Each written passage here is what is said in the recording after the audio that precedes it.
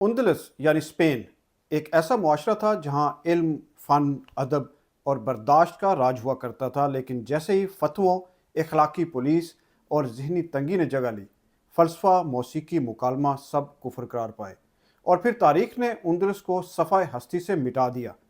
सोचने की बात तो यह है कि कौमें तोपों, गोलियों या बमों से नहीं मरती, वो पहले सोचने से डरती हैं, फिर बोलने से और फिर जीने से। एक वीडियो लीक है, उस पर बात करने से पहले आपसे दरख्वास्त है कि मेरे चैनल को सब्सक्राइब कर लें और बेल का बटन भी दबा लें। इधर इधर ਮੈਨੂੰ WhatsApp ਕਰ ਦਿਓ ਪਿੱਛੇ ਆ ਰਿਹਾ ਦੇਖ ਭਾਈ ਸਾਹਮਣੇ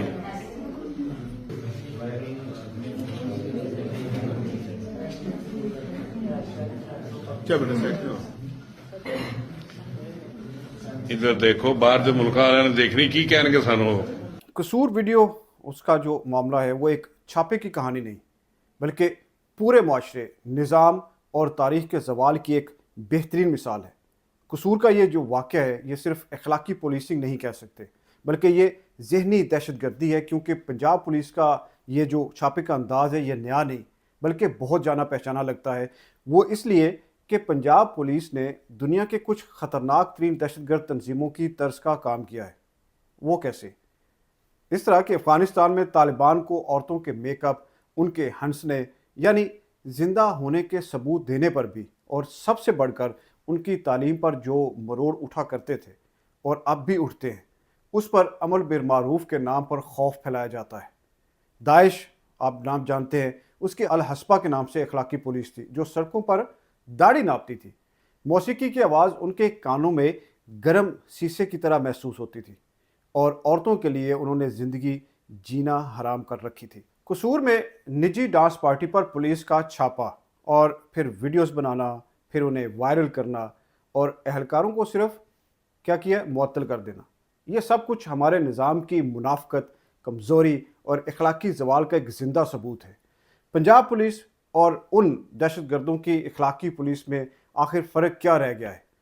दुनिया को देखें, उनकी तरक्की की मंजिलें देखें, और हम अपनी सोसाइटी को अखलाकी दहशत के हथकंडे से काबू में रखने में लगे हुए हैं।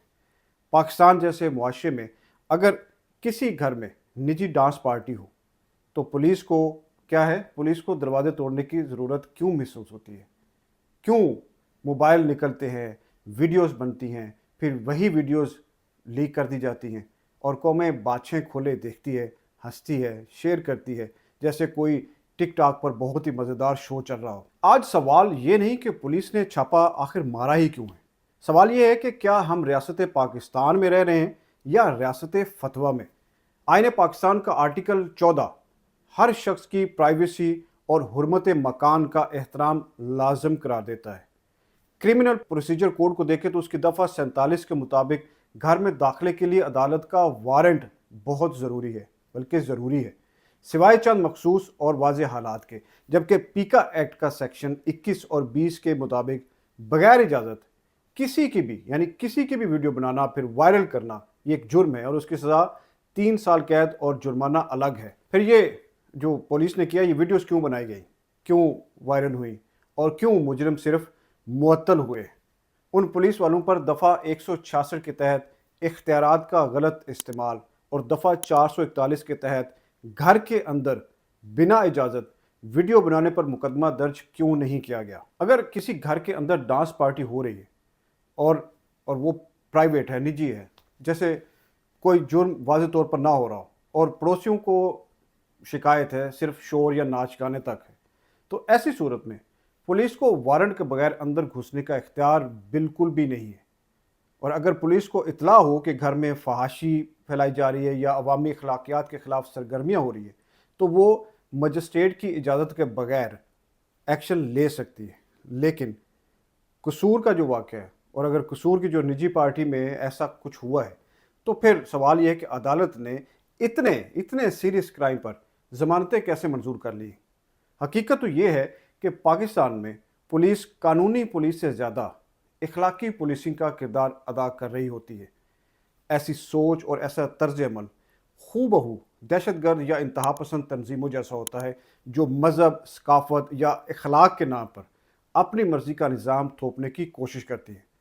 इसलिए पाकिस्तान में अगर आपके घर में निजी पार्टी जो प्राइवेट है वो हो रही हो तो दरवाज़ा तोड़ा जा सकता है, ये ज़हन में रखें।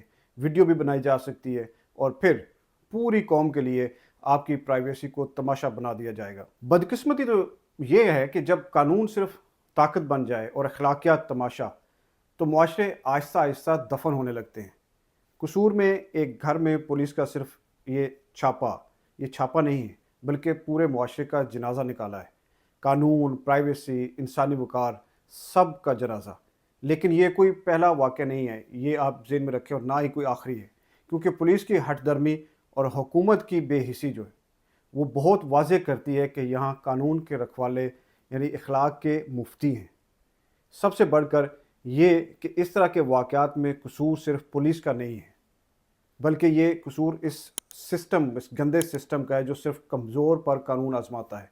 कसूर इस मुआशरे का भी है जो इज़्ज़त नफ्स का मजाक बनाता है और फिर उन तमाशबीनों का जो कहते हैं चलो एक और मज़ेदार वीडियो मिली है, इसको शेयर करते चलो, आगे बढ़ते चलो। वैसे माजी से हमने सबक सीखना तो नहीं, लेकिन फिर भी उनदलिस की कहानी याद रखने वाली है और हमें याद रखनी चाहिए कि वहाँ जैसे जैसे तंग नज़री ने जगह ली, फ़िक्र को कुफर कहा गया, आज़ाद सोच पर फतवे लगे, फ़लसफ़े को गुमराही करार दिया गया और मौसीकी को बेहयाई।